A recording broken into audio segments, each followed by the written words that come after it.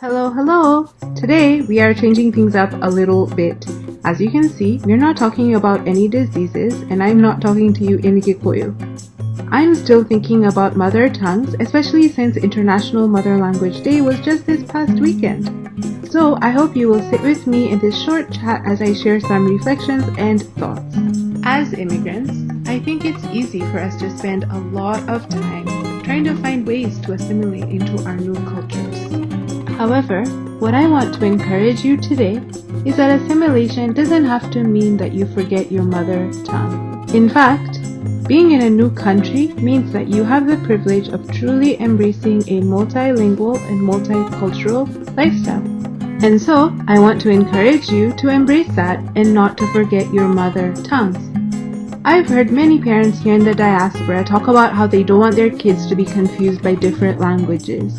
But in actuality, embracing different languages helps us learn faster, it improves cultural sensitivity, and it helps to establish cultural identity, especially as an immigrant. So, when you are comfortable with yourself and where you come from, I think it's easier to engage with a new culture in a holistic way. I think that in Kenya, and honestly on the African continent at large, the remnants of colonialism and imperialism in its various forms have resulted in the continued dismissal and erasure of our indigenous languages, which is really sad because our languages carry with them a very rich history and they are part of our cultural identity.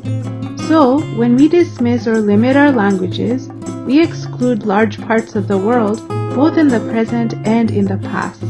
And globally, linguistic diversity is crucial, especially as our world becomes smaller and as world problems become bigger. Thus, we need to be able to interact with different people from different cultures, and embracing different languages is one way to train yourself to embrace different people and different ways of thinking. And this process starts with embracing your own languages first. So we, especially in the diaspora, ought to challenge ourselves to find value in our own indigenous or vernacular languages. Now, this is not to sow division, but to make sure that the rich and varied cultural identities that constitute our country of Kenya, or wherever you're listening from, are represented on a global scale. This means Maasai, Doluo, Gusii, and Gikoyo, alongside all the other amazing languages, need to be embraced and preserved with the same enthusiasm that we use for English, Spanish, French, Chinese, etc.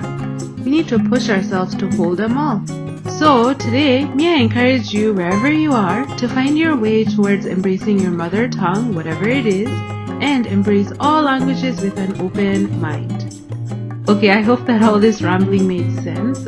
Leave me a comment to tell me what you thought and share with a friend if you liked it. I'll catch you on the next video and I'll go ahead and link some resources about languages and multilingualism in the description box below. Keto konana.